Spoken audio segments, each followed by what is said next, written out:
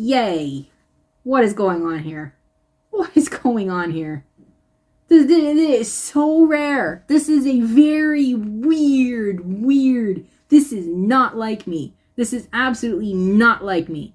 To end up hating both of the main characters and being so passionately, I want to cry and scream because the bad guy.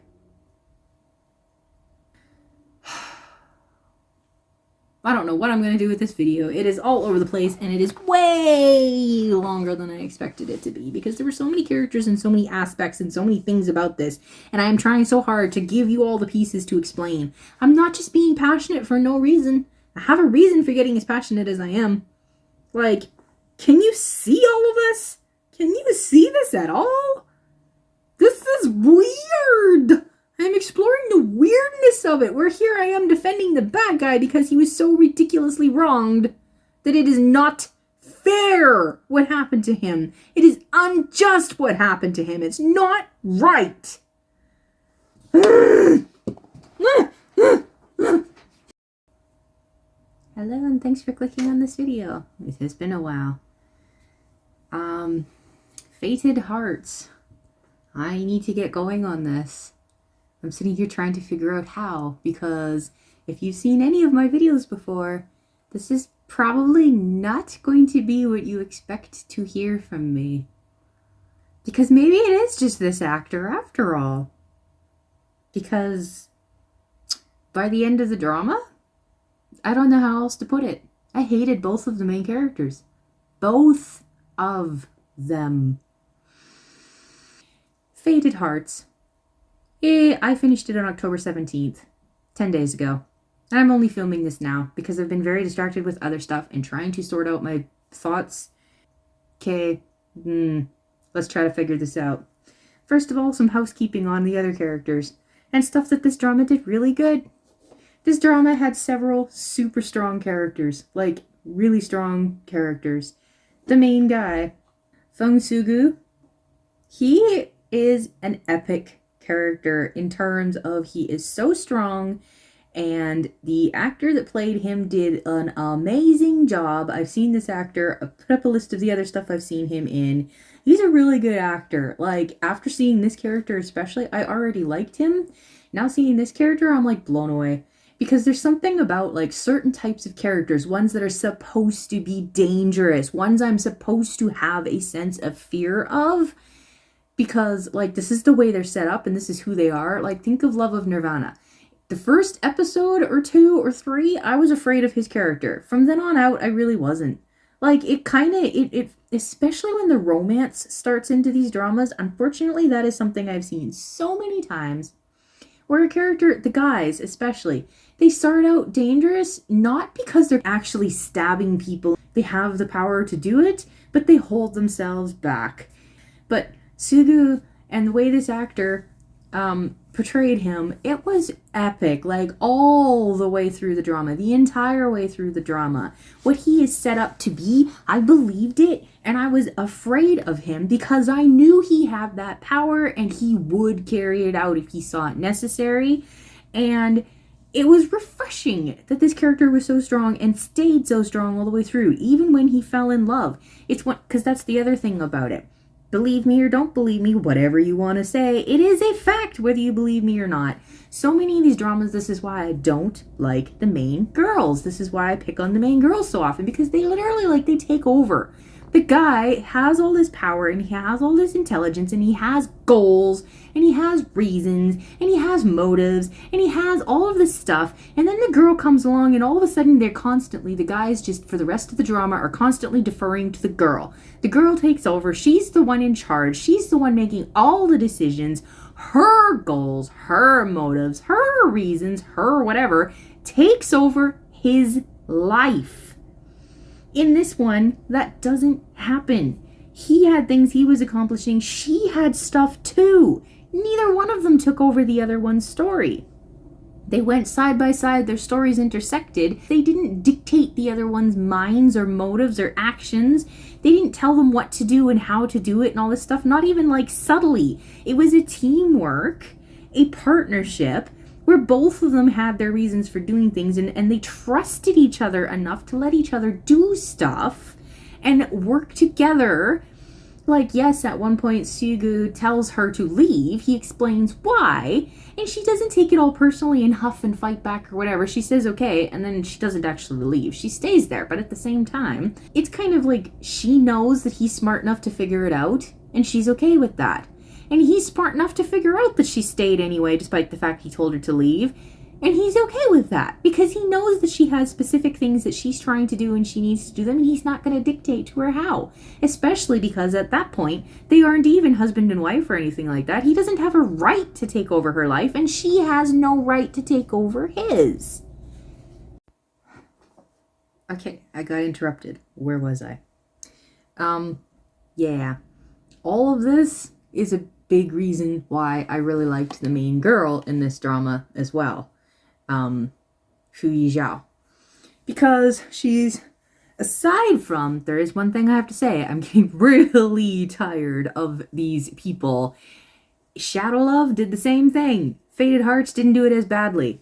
At least Yi Xiao did pull out a knife or a sword a few times.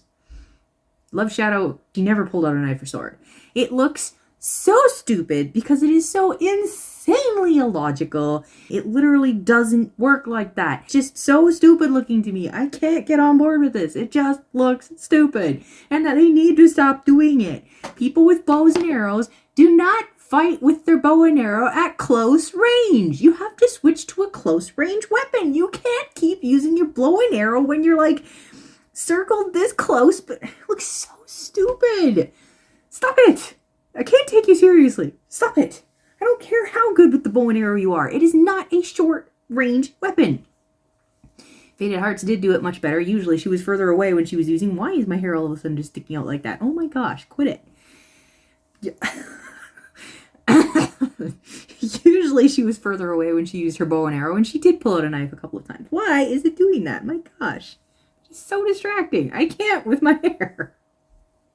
This is what happens when I get interrupted. I was in the groove. I had just gotten myself in the groove and I got interrupted. I am sorry. Where was I? Yi Xiao. This is all that I was saying, if I remember correctly what I was saying, is why I actually really liked Yi Xiao as well. I never hated her until at the point when I hated both of them. This drama was amazing. This is one of the best enemies to lovers that I've ever seen. Ultimately, honestly, quite honestly, most of the time, enemies to lovers, I actually don't like that trope because most of the time they do it so wrong. It's so dumb. People stop being themselves, or it's too fast, or it's just the stupidest things are what turn them around. Like all they do is touch each other and, oh my gosh, I touched a woman. I think I'm in love with her. Like, idiots, you're so shallow and stupid. But this one with Suga and Yi Xiao, they did an epic job of turning them from enemies to lovers. It was so well done. Okay, that was the main two characters, and that was super well done, and I absolutely loved it.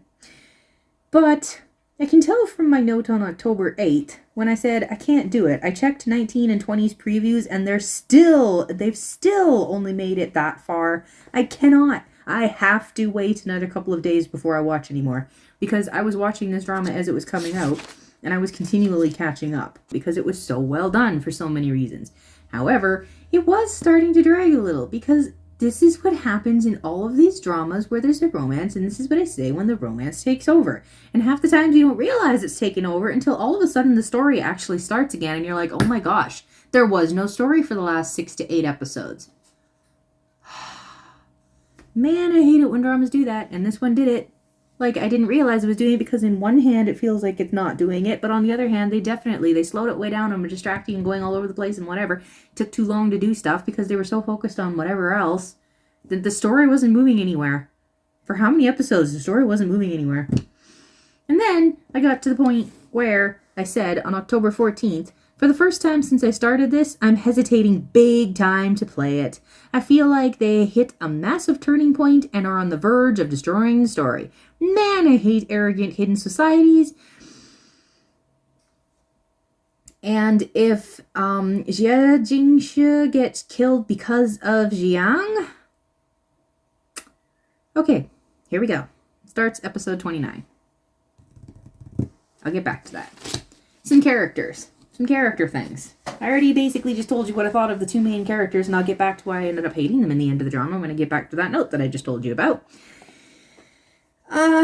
Let's start with a couple little random ones, maybe. Feng Chung Yang.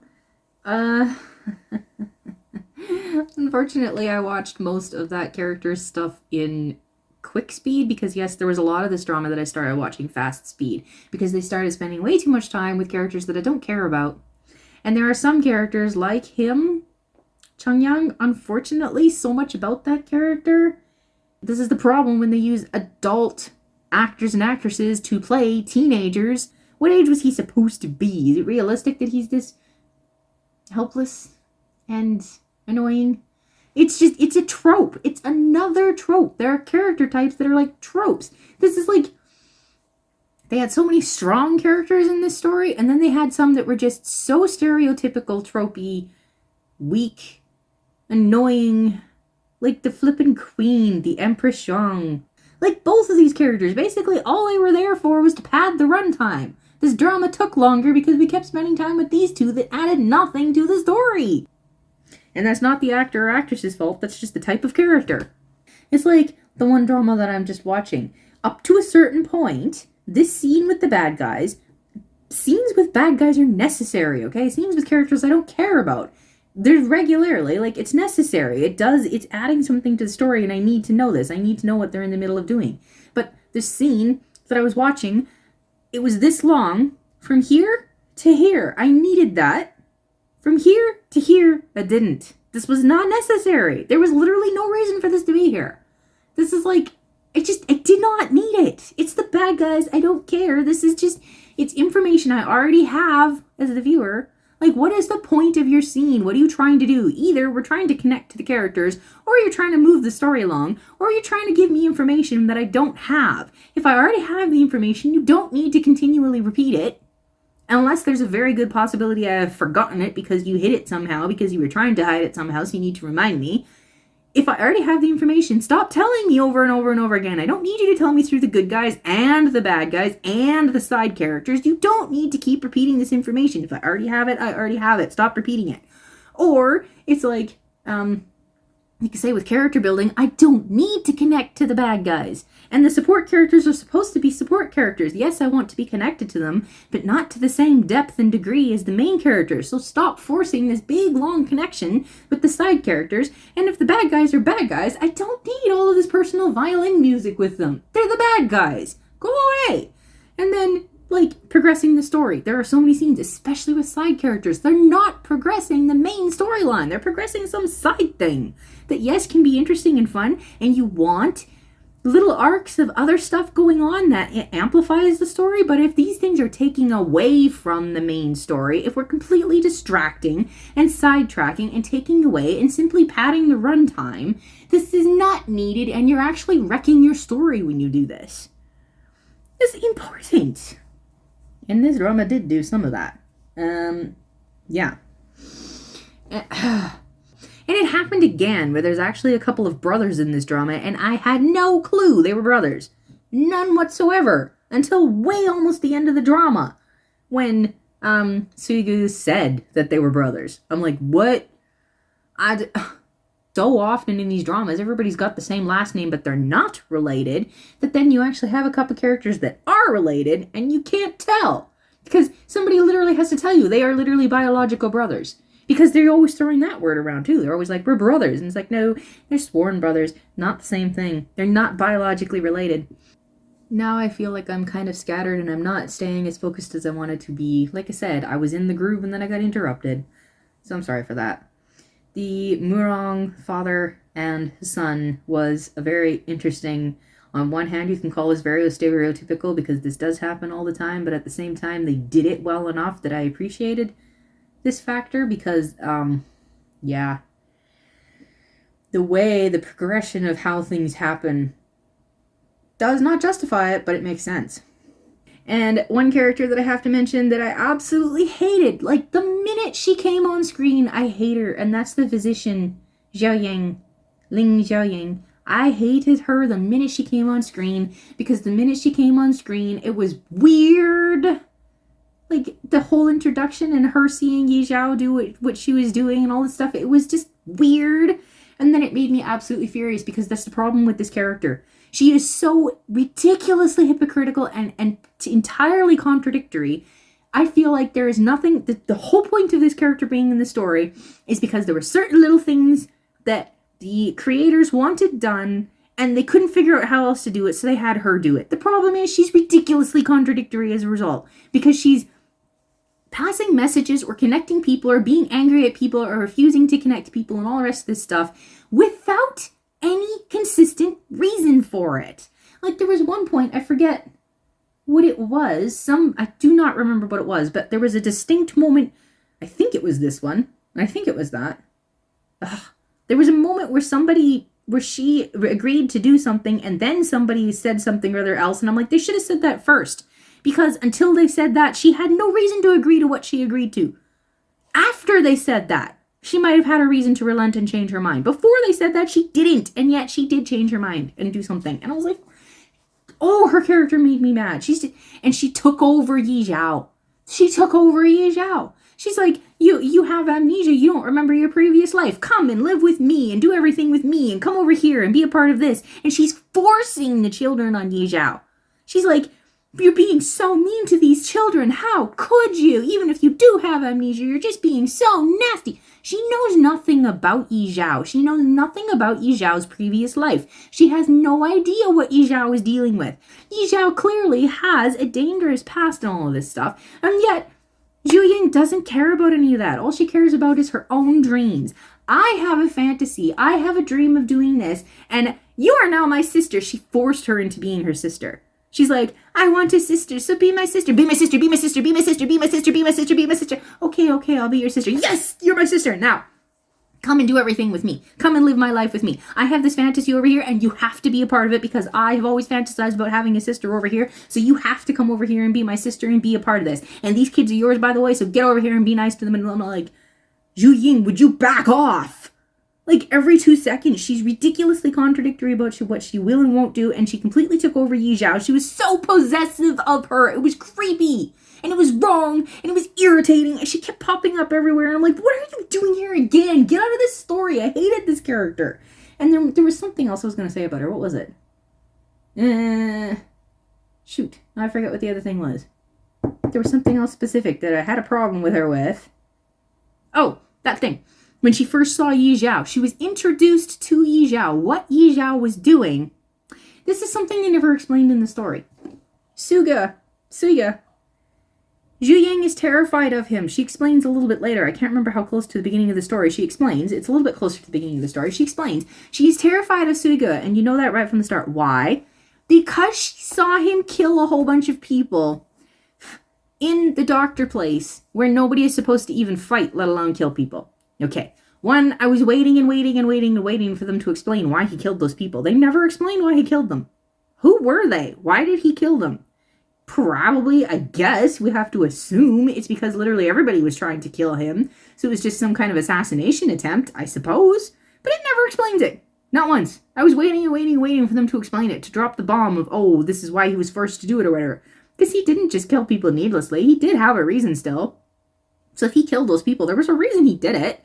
And there had to be a reason why he specifically did it there. So it must have been some kind of assassination attempt, but that's all my assumption because they never explain it. I was waiting for them to explain it, and they never do. The problem is, she's terrified of him because she sees him kill everybody like that. That is what she saw Yi Xiao doing when she first saw her. Killing a whole bunch of random people. They were literally strewn all over the forest. They were draped off of trees. There was blood everywhere. This is what Yi Xiao was doing when Zhu Ying was introduced to her. And yet, she's terrified of Suga, and she's in love with Yi Xiao.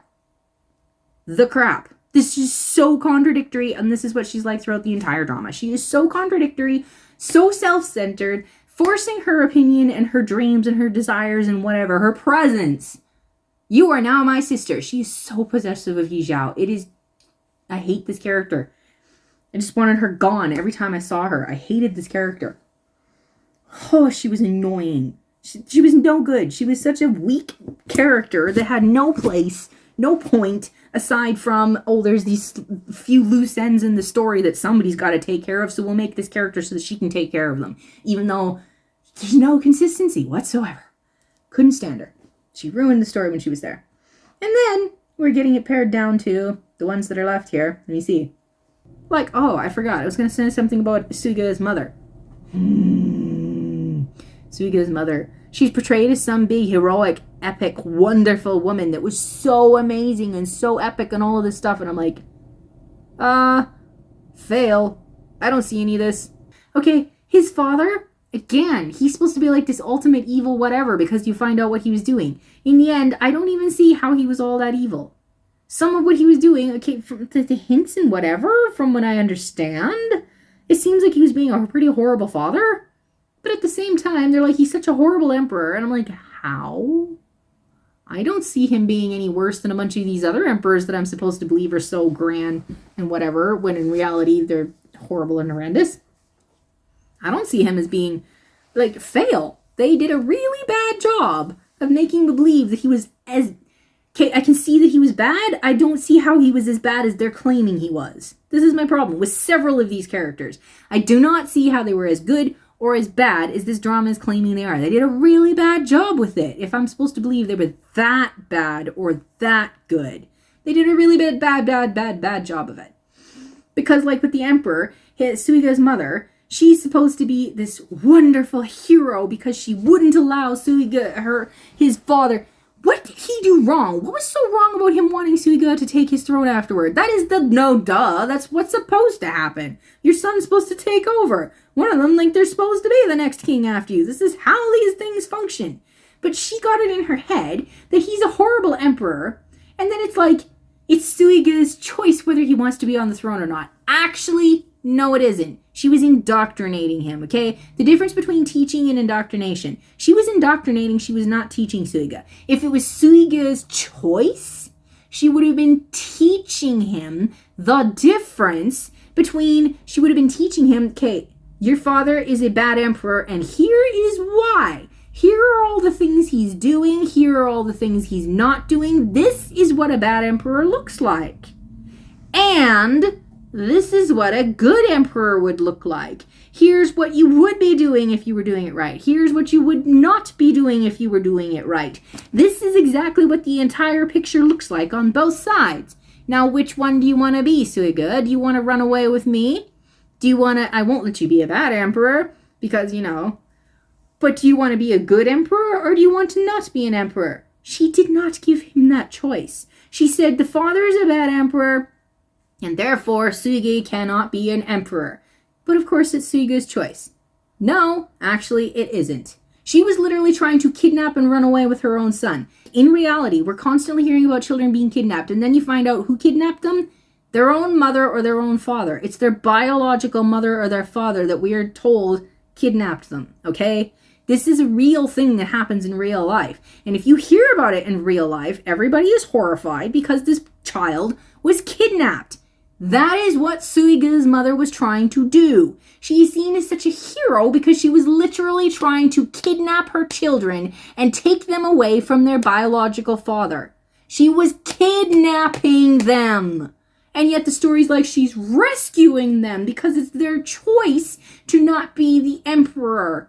No, she indoctrinated her son, who is still how young. She never taught him the difference between a good emperor and a bad emperor and asked him which one he wants to be and helped him along that path. No, for some odd reason she up and decided that literally if you become an emperor, that automatically makes you evil and I won't let my son be evil, so I'm going to kidnap him from his father and run away with him. And she's a hero. What? How did we... What? The only other characters to really specify anything specific about were the Princess of Susha, Jiang, the full biological sibling with the same father and mother as Suiga, and the Prince of Jinan, Jing Shi, and I feel like I'm saying his name wrong. And this is where I don't even know. I don't know how to approach this. I legit don't know how to approach this. Jiang, For most of the drama, she's the type of character that I usually hate, like with a burning, burning, burning passion. The problem is, she was far too stupid to waste my time on. For most of the drama, the vast majority of it, even by the end of it, she is just so stupid. I have no other word. Stupid, stupid, stupid, stupid girl. She's so stupid, so clueless, so self-centered, so hypocritical, so stupid. Like, my mind is blown by how idiotic this girl is. So idiotic. And the whole way, she is what led to me hating the main characters. I'll get back to that. Problem is, like, it's going to be getting into the spoilers, but the problem is, Jiang, she is the epitome of what I'm talking about. Like in Doctor Stranger, where you're forcing your emotions on somebody else. Like, they love to do this in Asian dramas. You can't help it when you're in love with somebody. It's just out of your control. And nobody else is allowed to tell you that you're not allowed to love somebody else, because it's your business whether you love somebody else or not. And yet, this is why I always call them hypocrites, because it only ever applies to, like, it only applies to me. If you feel that, too bad for you. You have to pay attention to me, because only my love can't be helped. Your love, too bad for you. She met Jing Shi. They spent less than 10 minutes together. The interaction took less than 10 minutes. I think it was a maximum of 3 years ago. She had a less than 10-minute interaction with him. I'm pretty sure it was closer to 5 minutes. Yes, he saved her life. It was purely a passing thing. It was nothing to him. Absolutely nothing to him. Like a blip in his brain. He doesn't have a clue what she's talking about when she brings this up. It was just a blip. He happened to accidentally save her life because she's out there in the desert, and he says he doesn't kill women, so he left her, and he happened to give her water while he was leaving. And she managed to survive because of this. That is it. And yet this idiot, this brainless idiot, falls in love with him. She is living in a fantasy world. She has no clue what reality is. It is disturbing. She's so stupid. She does this favor of saving Jing Shi, and then when she's like, okay, pay you back for this. How can I pay you back for this favor that you did? And she's like, there's only one thing I want. Love me. And he says, I can't do that. And I'm like, good for you for saying that, because this is absurd. This is not how love works. Love is not a favor. You don't return favors by loving somebody. This is not how it works, you idiot. She didn't even try to build a friendship with him. She just bypassed everything. This is why I say she's so stupid. If he's supposed to return a favor, she could have said, can we get to know each other? Return the favor by getting to know me. Sit with me and chat with me for a while. Let's talk. Let's become acquaintances. Let's be friends. Let's be partners. He never said they couldn't be friends. People, he never said that. He never said they couldn't be friends. He actually trusted her to do something. She goes to do it, and then she comes back and lies to him. Straight up lies to him. And then is all like, she's doing so much because she's so kind before they were even married. She's like so possessive of Jing Shi. She's so in love with him and so possessive of him that she finds out that he likes Yi Xiao. And instead of acknowledging this and going, oh, look at that. It's a first love, which you can never let go of. And it's where his heart is right now. You can't help your feelings, right? He's in love with Yi Xiao, right? Wrong. It only matters that it's Jiang. Jing Shi's heart doesn't matter at all. Kind? She's kind? And loving and caring? What the crap are you talking about? These words do not apply to her. They just do not apply to her. Because she finds out that Jing Shi is in love with Xiao, and what does she do? She purposefully sets up meetings so that the three of them are going out. She doesn't invite her brother. He turned up and spoiled her plans because she's trying to prove that she's so much better than Xiao. You don't need Xiao. Look at me. I'm so much better than her. Look at me. I can outshine her. And then she's shocked that the plan is backfiring and that she's getting pushed to the side. I'm like, you stupid little idiot. You're so stupid. This is why I'm saying she's so stupid. She never attempted to get to know Jing Shi. She never attempted to understand him. She up and decided that she already knew him so well that she can read his mind. She already knew everything about him. It's mind-blowing. It's mind-blowing. It's not Ji Young's fault. She's kind and she's so loving and she tried so hard. It was entirely Jing Shi's fault. It was entirely Jing Shi's fault. Oh, my head is exploding. My head is exploding.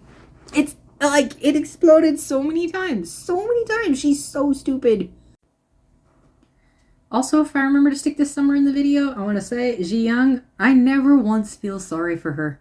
She is so stupid that literally everything that happens to her, I don't ever even once feel sorry for her. She brought literally all of that on herself. It was only her stubbornness, her weird sense of pride. I don't even know what in. Like, to say that Jing Shi insulted her so badly. How? She was forcing something on him, completely bypassing all the steps that you need to take to get there. She's the one that's insulting him, okay? I don't care how you look at it. Just pure and simple. She's the one that insulted him, not the other way around. Puh. He should have probably been nicer to her, yes. But at the same time, in a big sense, he promised her that he'd be civil, basically. He promised her that she could have he'd treat her, what is the word he used? And as far as I can tell, he did not break that promise. She sabotaged it. She destroyed everything. It was entirely 100% her fault because she was too stupid. She was too prideful. She was too stupid. And I don't feel sympathy for her at all. Anywhere. The only time I did had nothing to do with all of that. The only time I felt sorry for her was when she found out the news about Sui Ge and her father. At that point, yes, I felt sorry for her there. The helplessness she felt, the shock and helplessness and pain she felt over hearing about that while she's stuck over there. That I felt sorry for her for. Nothing else. All of the rest of it she brought on herself. She basically deserved all of that. She brought it on herself. At the very end, that was a little extreme. What happens? What Jing Shi does? But at the same time, even that. You dumb idiot. You should have seen that coming. Of course he's going to do that. That does not justify what he did was wrong. That was straight up murder. That poor innocent. That was straight up murder. That was wrong. Nothing justifies that. But at the same time, if you think about the logicalness of it, it makes sense he'd do that. And she's all shocked, like she doesn't understand why he's doing it. And once again, proving how stupid she is.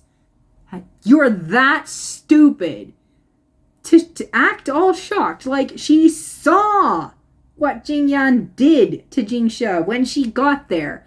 And given what both of them have said, little things they've said, that it was even worse than that. Jing Yan has done way worse than that to Jing Shi. Way worse than what she had already seen. And she saw how much that Jing Yan was doing to Jing Shi. She knows what he's doing. And yet she's all shocked that he's doing this here. No duh he's gonna do that to Jing Yan. No duh. Bring your logical conclusion. This is not because he's not doing this because he's some big evil bad guy. He's not doing this because he's the demon himself. This is the logical conclusion, no duh, of the world you guys live in. Sui Ge is basically doing this. Look what he did to the other guy that killed his mother. When he finds out and confirms that who killed his mother, look what he did. All of the things that he did for justice and revenge. You justify all of that and think it's perfectly fine and you're not shocked at all. And yet when Jing Shi goes to get revenge and justice for himself, even though he went through the wrong means, like everybody always does, he went through the wrong means. I'm not saying everything he did was correct. The point is, he's basically doing the exact same thing as Sui Ge. Both of them are going for revenge. Both of them are trying to get themselves justification for things that were wrong in the past. And yet, when Jing Shi does it, somehow it's proof that he's some big evil monster. I'm like, oh my word. The way this drama set it up, either The actor that played Jing Shi did not do a good job of portraying him the way he was supposed to portray him. Or the scriptwriters did not do a good job of portraying what they were trying to portray. Or just overall, as typical, the main characters are just being absolute hypocrites. It's one of these three things. There's no other option that I can think of right now. It is one of these three things. Because, is Jing Shi a good guy or a bad guy? I don't entirely know. I would have to go through. He did some pretty bad things. Overall, for the most part, I think, in a lot of ways, there was a couple of things he did that, he's probably worse than Sui Ge. Like, he said at one point that he has innocent blood on his hands, but can Sui Ge say that he doesn't? Can Yi Xiao say that she doesn't? Not sure. Because, what we saw in the story and the things we heard that Jing Shi did, he didn't do anything worse than what Sui Ge and Yi Xiao did, except two things that they mention, or you see. There's only two things. Only two. Because the one thing that he tried to do didn't happen. The whole plan would have put a whole lot of innocent lives in danger, so a lot of innocent people would have died because of him, but it didn't happen. So the intent was there. Does he deserve the death penalty for it? It didn't happen. But at the same time, later on, massive spoilers. What he did with Xiang, ultimately, at the end there, was he intending to kill her with that strike, or was he just trying to kill the baby? He is that great of a warrior, you'd think he'd know where to hit her in order to kill her if he intended to kill her. Seems to me he only intended on killing the baby. He killed the baby. So, does he deserve the death penalty? Quite probably yes. But he died in the wrong way and for the wrong reasons, and this is why I hate the two main characters at the end of the drama. Because Jing Shi, does not die for killing the baby. He doesn't die because he stabbed Xiang. This is not why he died. The only reason that he dies is because he wouldn't allow her to force him to love her back. For all of the things that he did do wrong, even what he did to Yi Xiao and Xiang. Oh my gosh, they're mixing me up so bad. Yi Xiao. What Jing Shi did to her, it was actually quite a bit of it was a complete accident. He never intended for her to fall off the cliff. Never intended for it.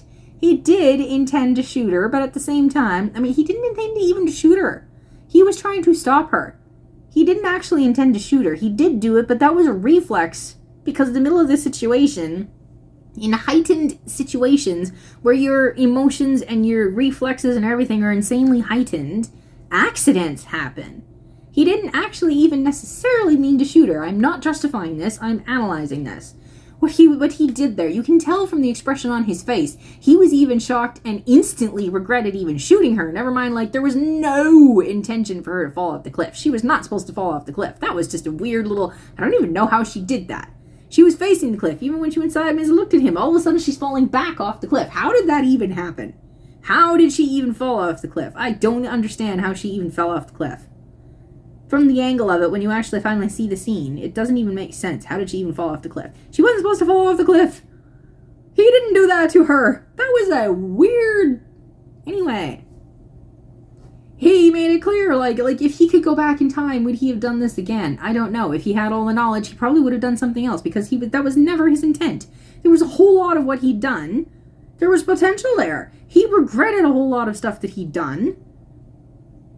Because you look at the life, this is what I'm saying. If that exact story of what happened to Jing Shi, if all of that had happened to Sui Ge instead, they basically do have the story. Sui Ge, his entire life, everybody was trying to kill him. And it's this massive sob story. Now this is really all over the place, I'm sorry. Jing Shi, I was intending on talking about him last, and I forgot about Sui Ge's mother. And the whole society thing. Oh, I hate secret societies. Jing Shi. He died in the wrong way and for the wrong reasons. He died because Yi Yang was an idiot. She was so stupid, and that is the reason Jing Shi died. Not for the reasons that he should have died for. If he should have died for any reasons, it should have been for the actual crimes he committed. There should have been an actual trial. It should have been the actual law going on here. He didn't die for any of the reasons that he should have. If he did anything that was worthy of the death penalty, that is not what he died for. Even the people that he killed and the way he was doing it, even he was going about it wrong, but at the same time, the targets of who he was trying to kill and why he was trying to kill them, if anybody was justified in anything, those were justifiable. These people basically tortured him his entire life. Like, straight up tortured him. If they poisoned him, and he's being tortured by this his entire life, he's being controlled. Like, if that had happened to Sui Ge and he had been doing basically what Jing Shi had done, because Sui Ge is the good guy, everybody would have justified it and been totally fine with it. I guarantee you they would have, because this is what happens in all the dramas. If Jing Shi's story had been Sui Ge's story, we would have been like, oh my gosh, poor Sui Ge, he's justified in everything he's doing because that is horrible. But because it's Jing Shi, he was not a personal bad guy. At the beginning, he was not a personal bad guy. He was the head of the army, so he was the head of the enemies. He was kind of personal, only in the sense of two generals on opposing sides on the battlefield, two princes on the battlefield. This is the only way that he was personal. The only reason it turned entirely 100% personal was because he insulted Ziyang. And because he was so dishonoring to Ziyang, because he wouldn't allow her to force her fantasy on him, this is why he got killed. That is what he was killed for. A personal vendetta that came out of nowhere. It wasn't even after he did what he did with the baby that Sui Ge said, that's it, he has to die because he did this. It wasn't. Sui Ge all of a sudden decided to kill him just because Jing Shi, it's like the way this drama portrays it, somehow Jing Yan, the way it portrays it, I'm supposed to see Ziyang is this angel that tried so hard with Jing Shi, but he is such a demon that he resisted until the end, and this is why he deserved to die. But Jing Yan was just a lost soul that this angel saved. And because she returned his love, he did what he was supposed to do, and therefore Jing Yang is even more of a demon because Ziyang finally found her love. Somebody loved her back, and then Jing Shi, the demon, killed him. So he insulted her even more. And this is why he died. And then Ziyang, the idiot, the stupid little idiot with no brain whatsoever, she becomes the ruler of Susha. I knew it. I knew it ages ago. I knew ages ago that she was going to become, she was either going to die or she was going to become the ruler. I knew it was one of those two things. I knew it. And she becomes the ruler because she's so kind and so caring and loving that she's going to make an awesome ruler, right? Oh my gosh. Oh my gosh.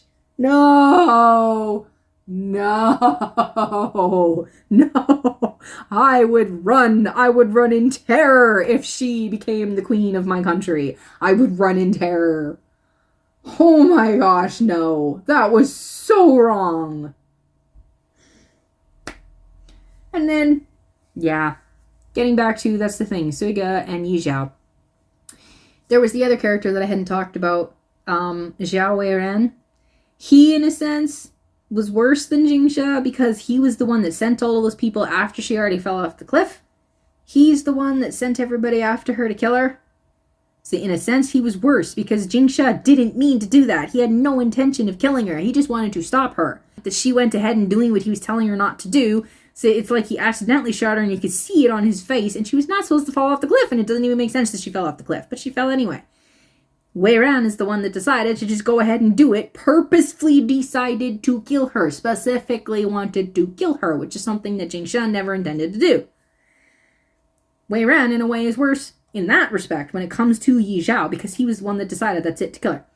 Oh my gosh, I felt so bad for Wei Ran, though. I think he was just as misunderstood as Jing Shi in a lot of ways.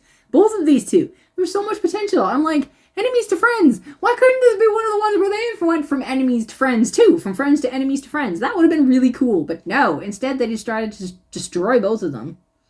And do everything with both of them.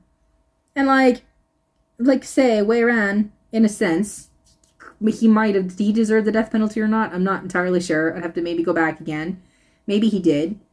But see, even his death, the way he died, I'm not as mad about the way he died. Because the way he died is literally in the middle of a fight where it's basically like a battlefield where these two are trying to do something and he is trying to stop them. And in the middle of this fight, everybody knows that one or the other is going to have to die and he's the one that ended up dying.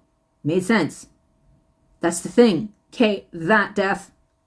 I'm not mad. I'm upset because Wei Ran, they made him so, you get so emotionally connected to him. And there's a lot of stuff about what he did, the fact that he stood beside Jing Shi. I do not think he was wrong for that.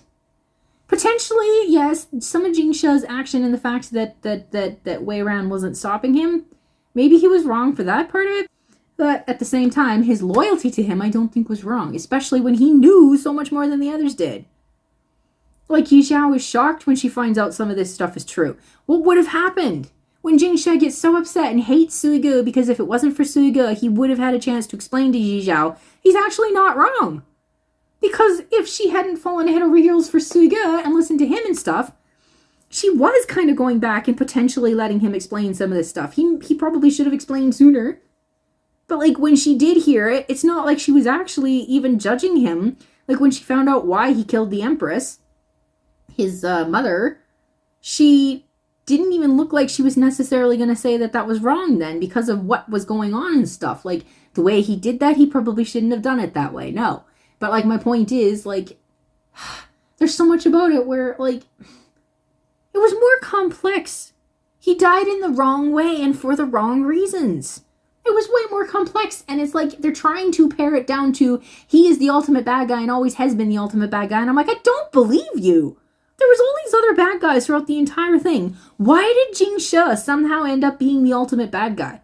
It was unjustified. I'm telling you, it was unjustified. This is not normal for me. This is the part of the video that is not normal. I do not normally spend half an hour or more. How long have I been talking about Jing Shi now? I don't usually spend any time whatsoever defending the bad guy. But in this drama, I can't help it. He was wronged.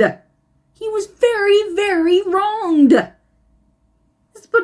Did he deserve the death penalty? Possibly. But the way it was carried out and the reason it was carried out for was so wrong. I'm just getting so fired up and I'm so angry and I almost cried when he died. And I hate Sui Ge and I hate Yi Xiao for it. And the reason I bring up Wei Ran, the reason I was going to bring that up is because there was the other guy. I forget his name. There was the three of them, Yi Xiao and Wei Ran and the other guy. They were the three generals of Jingju. And they were the sworn siblings because of the past that they had and all the rest of this stuff. And at one point, the other guy that I don't remember the name of, he was saying something about Wei Ran will make me and Yi Xiao look like we're traitors to our country. And he says it in such a horrified way and all this stuff Wei Ran is just making stories up. And I'm you are traitors. You two are traitors to your country. There's no way around it. They are traitors. Because ultimately, think about it. Jing Shi kills Jing Yan and he kills the Empress. He is the only one left, even Yi Xiao said. He's the only one left in the royal family to be the next king. Was it right that he got the throne by killing other people? No, I've never said that was right. Should those two have been the Emperor and Empress? No. The Empress potentially, it seemed like she was doing something right because it seemed like the country was maybe stable, but I don't know. And everybody was celebrating like they liked him, most likely because they didn't know Jing Yan. It was probably because of the way the Empress was running the country that they were all happy and whatever. But the point is, Jing Shi is the only one left to be on the throne, and Sui Ge and Yi Xiao because of a personal vendetta. It had nothing to do with the good of either country. Either country. This is why I say it was for the wrong reasons and in the wrong way. Sui Ge was not doing this for Su Sha. He was doing it for a personal vendetta against him because he insulted his sister. He didn't even know the full story. He didn't even know Jing Shi's side of the story. Who cares about Jing Shi's heart? He is still in love with somebody else. Who cares about that? He should have let it go. It was clearly his first love. It was clearly the person he was still in love with. He was tormented over this because there was something horrible that happened, and he hasn't had a chance to talk to her about it, or make up for it, or explain it. Nothing. He wasn't allowed to, and then he wasn't even allowed to become friends with Ji Young. He allowed her to go. They could have become partners. They could have become partners. She destroyed that. He could have been the one that was helping her with everything. She is the one that destroyed herself, going to Ji Young and giving herself to Ji Young and all of this stuff. She did all of that. She could have been partners with Jing Shi. She completely sabotaged that. That's the right word. She sabotaged literally everything. The entire relationship with him. All of it. Any extending hand that he extended to her, she sabotaged it and destroyed it. It was not his fault. It wasn't. They could have become partners. They could have potentially even become friends. She completely sabotaged it. Why the crap did she lie to him about the library incident? Why did she lie? She is so stupid. And yet all of the blame is put on Jing Shi because he won't let go of Yi Xiao and give his love to Ji Young. She's so kind and he couldn't tell. So he rejected her and dishonored her, and it was a personal vendetta. A completely unjustified, stupid personal vendetta that got him killed. Had nothing to do with the good of Susha. And why is Yi Xiao and the other guy traitors? Because Jing Shi is the only one there. And then they the person that ended up taking over for Jinju, the country, the person that ended up on the throne, they never explained who that is. Who just suddenly came out of the woodwork to sit on the throne. Somebody was sitting on the throne. For some reason, they gave her a reward for ending the war, and she is glorified as a hero? She's not a hero. She's a traitor. She plunged her own country, Jinju. She plunged it into chaos. Those were her words. She says at the end of the drama that Jinju is in chaos. That was her words. She says they are now in chaos. She did that. It wasn't for the good of either country. It was for a personal vendetta that they killed Jing Shi. She threw them into chaos and went over there and lived a happy life in Susha. She backstabbed and betrayed her own country. She is a traitor to her country, as far as I'm concerned. And you're acting like Wei Ran is this dirty, horrible person because he's going to make things up by claiming that they're the traitors. He's not making anything up. You are traitors. Prove me wrong. Explain what I missed. If you think I'm wrong, explain what I missed. How am I wrong? If you think I'm wrong, how am I wrong? Explain this. Because this is what I'm seeing. I am so passionate about justice, and I'm telling you, justice was not properly served because Ji Young is an absolute idiot. There was no justification for Sui Ge. Suddenly personal vendetta. Yi Xiao was not a hero. She's a traitor to her country. She's a hero of Susha.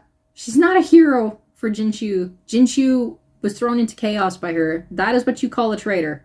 She threw her own country into chaos for the other country's prince's personal vendetta.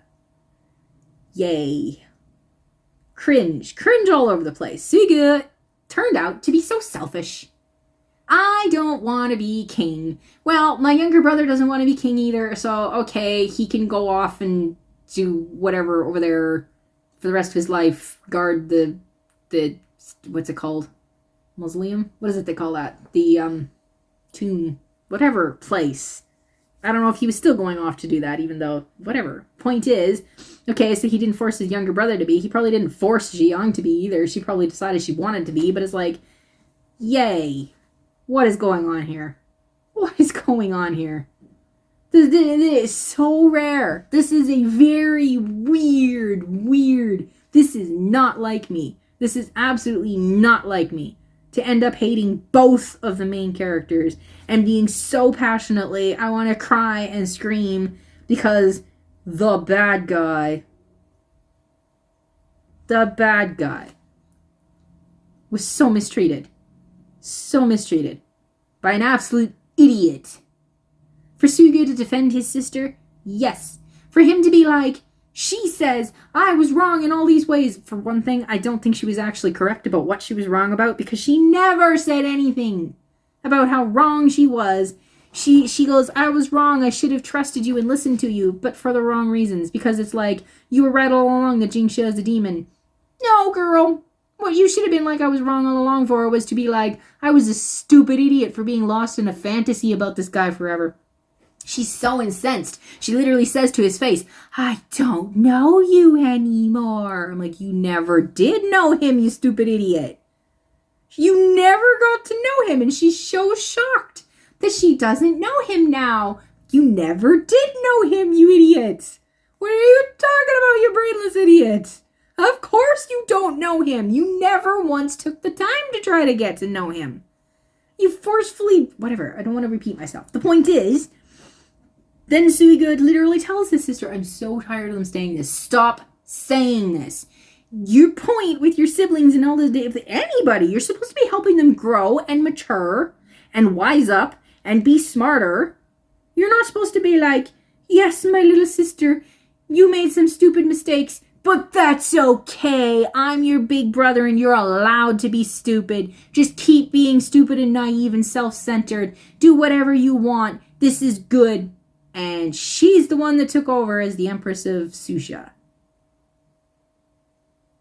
Like I said, if I lived in Susha and I heard she was becoming the Empress, I would run in terror. I'll take the chaos of Jinju over the country run by Jiang. Oh my gosh. Sui Ge,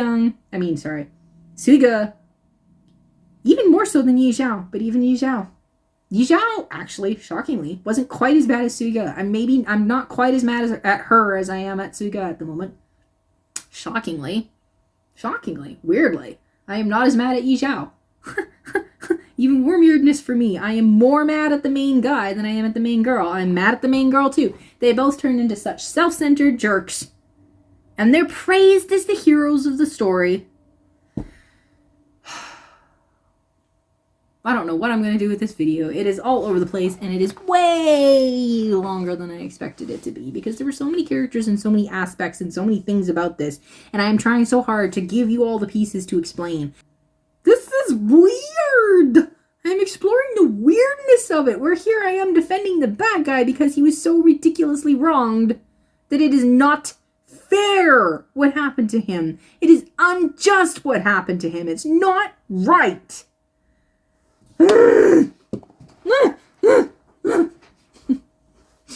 And I guess that's all I have to say about that one. I can't think right now if there was anything else specific.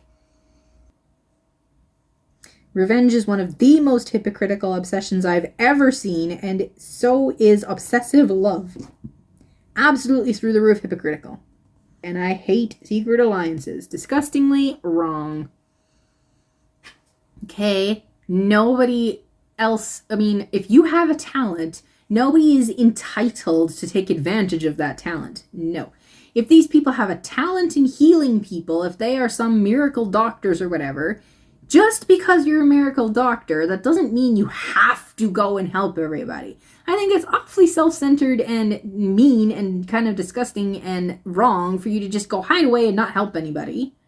But at the same time, it's true, nobody's entitled to your talent. However, when they make this stupid rule, I don't care if you're trying to protect your village, okay? When you make a rule of, we will heal you and help you, but if we do that, you are then trapped in our village and never allowed to leave. Okay, this person is on death's door, they're unconscious. They themselves cannot agree with this. Too bad! Because a loved one agreed to this for them.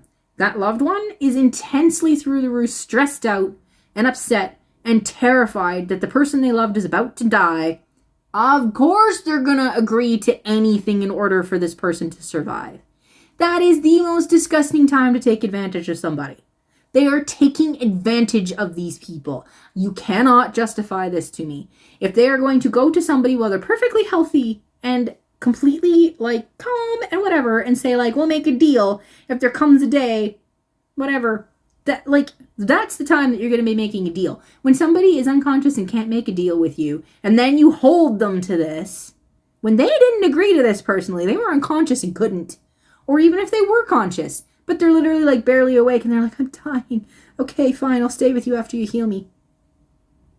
and with the loved one that made this deal for them. This is the time. This is the absolute 100%. You cannot make that deal at this point.